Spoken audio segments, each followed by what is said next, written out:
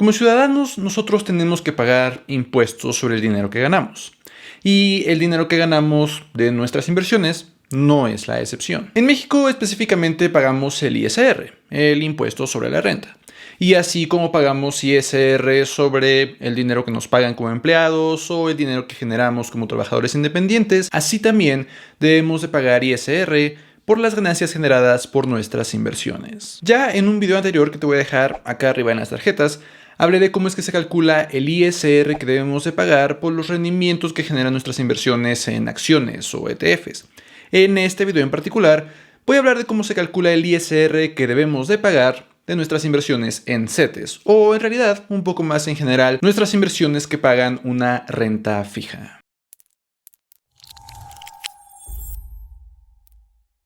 Hola, yo soy Eduardo Rosas y este es mi canal de finanzas personales. En este canal hablo todos los lunes, miércoles y viernes sobre inversiones, planeación para el retiro, generación de nuevas fuentes de ingreso y varios otros temas de finanzas personales en general. Así que, si es tu primera vez por aquí, considera suscribirte. En este video en particular, vamos a hablar sobre los impuestos que debemos de pagar por los rendimientos que generan nuestras inversiones que tienen una tasa de interés fija. Vamos a hablarlo en el contexto, por ejemplo, de los CETES y voy a hablar de un par de cosas importantes a tomar en cuenta cuando se trata de algunas otras inversiones que también nos pagan una tasa de interés fija. Antes de entrar de lleno a hacer los cálculos correspondientes y mostrarte paso a paso cómo es que podrías calcular tú cuántos impuestos debes de pagar, tengo que mencionar dos puntos muy importantes. El primero de ellos es cuándo ya debemos esos impuestos. Y la respuesta es simplemente en cuanto se depositan en nuestra cuenta de inversión. Y no como de pronto podemos pensar hasta que hacemos el retiro de nuestra cuenta de inversión. Es decir, si tenemos una cuenta en CETES Directo, ya debemos los impuestos en cuanto el rendimiento se deposita a la cuenta de CETES Directo. Y no cuando al fin se nos ocurra hacer el retiro a una cuenta de banco, que este suele ser una idea errónea que podríamos tener. Además, esto es cierto incluso si tenemos habilitada la reinversión automática, que en cuanto nosotros recibimos los rendimientos, pues se vuelven a invertir. A pesar de que este dinero ahora vuelve a estar invertido, eso no significa que no ya se haya generado ese rendimiento y ya lo hayamos recibido. Lo que quiere decir que ya debemos los impuestos. Y de nuevo, estoy hablando en específico en este caso de CETES Directo porque es una de las plataformas quizás más populares, pero lo mismo va a ser cierto con otras plataformas que también hacen esos pagos de impuestos con tasa fija de forma periódica. El segundo punto muy importante que tengo que mencionar antes de brincar a los cálculos es cuándo es que se pagan los impuestos. Ya hablamos de cuándo es que se generan, cuándo es que ya debemos los impuestos, pero afortunadamente en el caso de México no tenemos que hacer pagos mensuales o pagos provisionales como si sucede con otro tipo de ingresos. Por ejemplo, yo como trabajador independiente todos los meses debo de presentar mi declaración mensual de impuestos y hacer pagos provisionales de estos impuestos. En el caso de los rendimientos en CETES o en algunas otras plataformas, solamente se pagan hasta la declaración anual. No tengo que hacer pagos mensuales, sino solamente un pago anual. En este caso, en cuanto presente mi declaración anual de impuestos, que debe de ser presentada y pagada antes del último día de abril del siguiente año. Es decir, si quiero presentar la declaración anual de 2020, tengo hasta el 30 de abril de 2021 para presentarla y pagarla además. Ya habiendo mencionado entonces estos dos puntos muy importantes, ahora sí, vamos a calcular este impuesto sobre la renta de nuestras inversiones en CETES Directo y algunas otras plataformas. Hay dos pasos principales que debemos de llevar a cabo. El primero de ellos es calcular los intereses reales que nuestras inversiones han generado. Y es que debes de saberlo perfectamente ya si es que ya estás invirtiendo, y si no te vas a enterar en un segundo. La inflación afecta al valor del dinero a través del tiempo. Y por supuesto, lo mismo pasa con el dinero que tenemos invertido. De tal forma que si en un año generamos un 6% de rendimiento en alguna inversión, pero la inflación en ese año fue de 4%, nuestro rendimiento real solamente fue de 2%. El 6% de rendimiento nominal menos el 4% de la inflación, 2% de rendimiento real. Es sobre ese rendimiento real o esa tasa de interés real sobre la que debemos de pagar el impuesto sobre la renta, porque el SAT, Hacienda, los legisladores lo saben y tiene sentido solo pagar ISR sobre el dinero que realmente ganamos, el poder adquisitivo adicional que nuestra inversión ha generado. Calcular ese interés real, sin embargo, no es tan directo como utilizar una tasa de rendimiento y restarle la tasa de inflación de ese año. Los pasos que debemos de llevar a cabo están detallados en la ley del impuesto sobre la renta. Te los voy a mostrar en esta hoja de cálculo que tengo aquí. Lo primero que vamos a tener que calcular es el saldo promedio diario de algún periodo. Para hacer la cosa un poco más sencilla, podríamos hacerlo de forma mensual, aunque de nuevo esto va a ser ya al final del año. Por supuesto, entonces tenemos que hacer el cálculo para los 12 meses, pero te voy a mostrar un par de ejemplos. Empezando por enero. Tengo en esta hoja de cálculo que, como siempre, puedes obtener en el primer enlace que está en la descripción, hasta abajo de esta primera hoja, una pequeña lista de todas las fechas, todos los días que pueda haber en un mes. Enero tiene 31 días, entonces todos los días tendríamos que poner qué saldo teníamos al final de ese día. Por ejemplo, imaginemos que a principios de enero de 2020 no tenía nada de dinero en CETES Directo, que es el ejemplo que estoy usando. Entonces los primeros días el saldo era de 0. Sin embargo, quizás el día 3 metí 1,000 pesos. Y entonces este saldo promedio sería el que tendría en todos estos días. Y digamos que por ahí del día 30 recibí ciertos rendimientos. Entonces, en lugar de tener 1,000, tengo 1,000 más los rendimientos generados. Digamos que ahora tenía 1,080 pesos. Y en el día 31 seguía teniendo 1,080 pesos. El saldo promedio diario en este ejemplo sería de 940 pesos con 65 centavos. Esto es lo que tendría que poner acá en saldo promedio. Que por supuesto, incluso si no tienes esta hoja de cálculo, lo único que hay que hacer es sacar el promedio de todos estos días. Ahora, en el caso de febrero, al menos de 2020, solo hubo 29 días. Entonces, en el día 30, en esta hoja de cálculo, podría ponerle solamente un guión, y lo mismo en el 31, para que el promedio sea de 29 días, no de 30 ni de 31. Pero por supuesto, como al final de enero ya tenía 1,080, a principios de febrero pues sigo teniendo 1,080. Y así podría volver a calcular, agregando todos los depósitos y todos los rendimientos adicionales, el saldo promedio diario de febrero y así sucesivamente con todos los demás días. Una vez teniendo ese saldo promedio para todos los meses, voy a necesitar calcular un factor de actualización, contemplando ya esa inflación. Para eso lo que vamos a tener que obtener es el Índice Nacional de Precios al Consumidor que publica el Banco de México, o más bien el INEGI, todos los meses. Lo podemos encontrar en la página del Banco de México, googlearlo seguramente te va a dar resultado, y vas a tener que buscar, en este caso que estamos mes por mes, el INPC del mes anterior. Por ejemplo, para enero tendríamos que buscar el de diciembre de 2019 y el de este mes en particular, que se publica el 10 del siguiente mes. Entonces, por ejemplo, al momento de grabar este video, aún no tengo el Índice Nacional de Precios del Consumidor ni de noviembre, ni por supuesto de diciembre. Estos son ejemplos, me los inventé.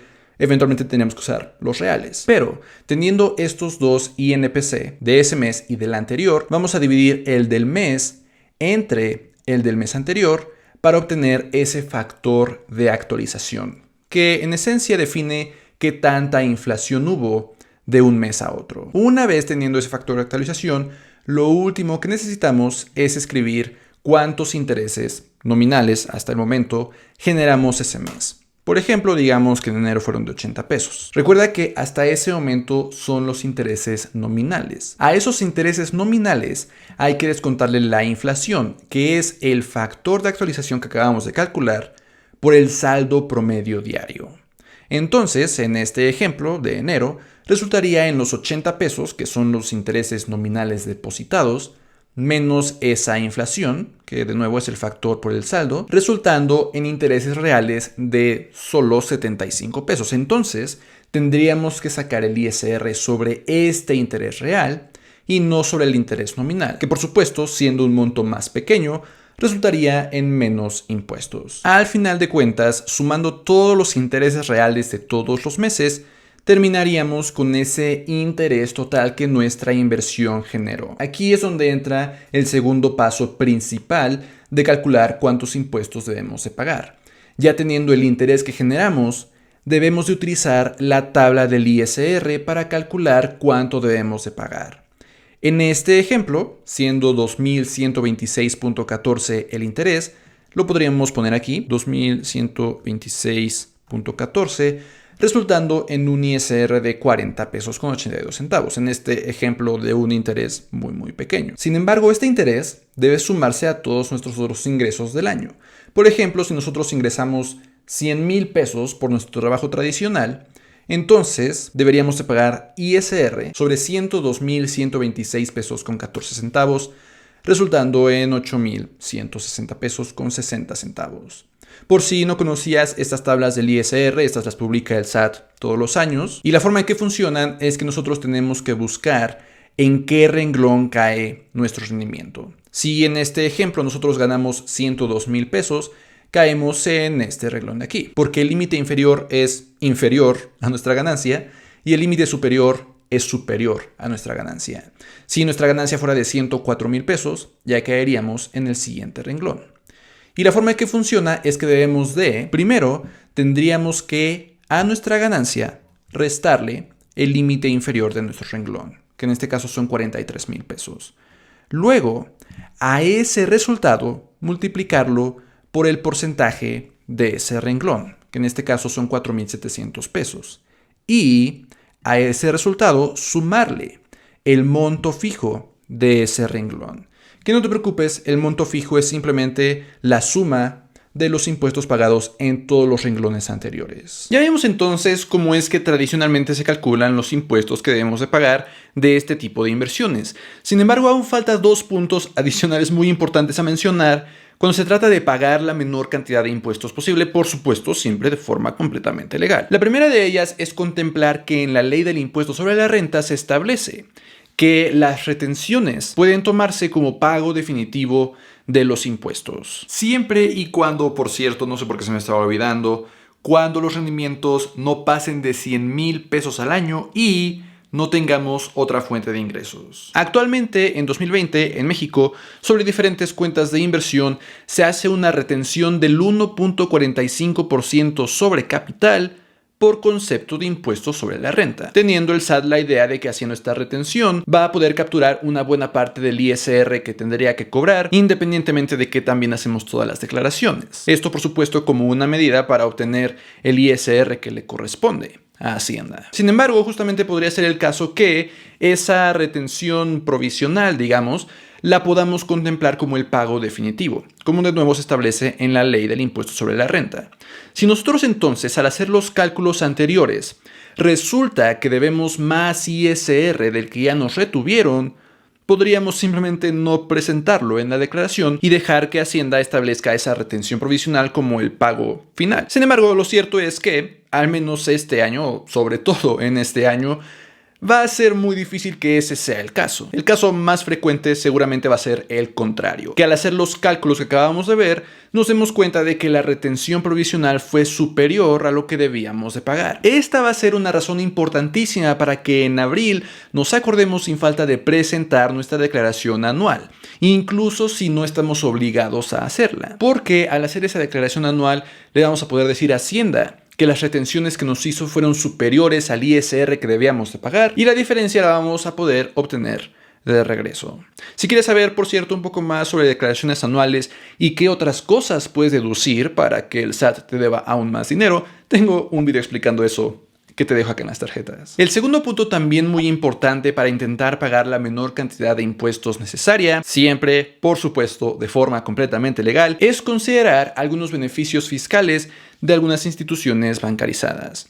Y es que cuando el pago de estos intereses de tasa fija se hace a través de cuentas de cheques, se hace a través de cuentas de saldos y salarios, se hace a través de cuentas de pensiones o ahorros para el retiro, no se van a hacer retenciones siempre y cuando el salario promedio diario de estas cuentas no supere los 5 UMAS, que en este momento son 158,469 pesos al año. Mientras entonces el saldo promedio diario que tengas en estas cuentas no supere esa cantidad, no se va a hacer la retención del ISR. Entonces digamos que tu dinero sigue generando rendimientos de una forma más eficiente. Lo que puedes hacer con esta información es asegurarte de que en ninguna cuenta tienes más de ese monto. Y si quieres invertir más de ese monto, ahórralo en diferentes SOFIPOS, por ejemplo, y tener en diferentes SOFIPOS menor a esa cantidad para que no se empiecen a hacer estas retenciones. Que, por cierto, esto no aplica a CETES Directo porque no es una cuenta como las que acabo de mencionar. En el caso de CETES directos, sí o sí, se va a hacer esa retención. Esto es más hablando de otro tipo de cuentas. Ahora, que no se haga la retención no quiere decir que no tengamos que pagar ISR.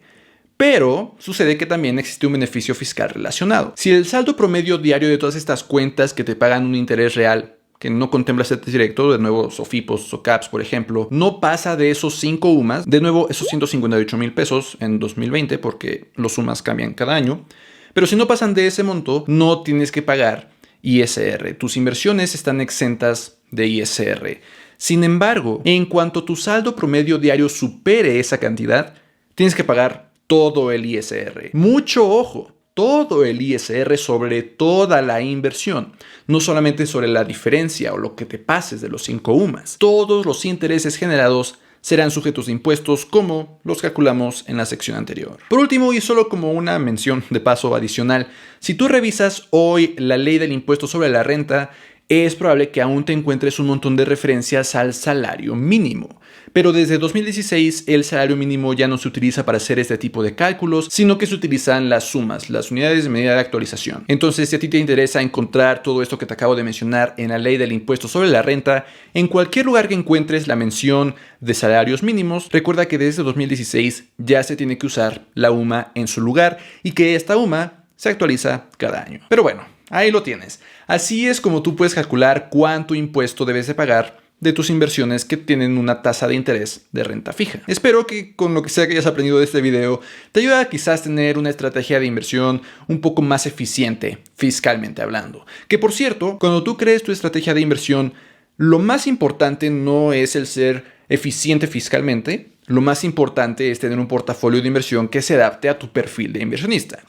Ya que tienes eso, ahora sí, hacer algunas ligeras modificaciones para ser más eficiente fiscalmente hablando. Nos vemos a la próxima.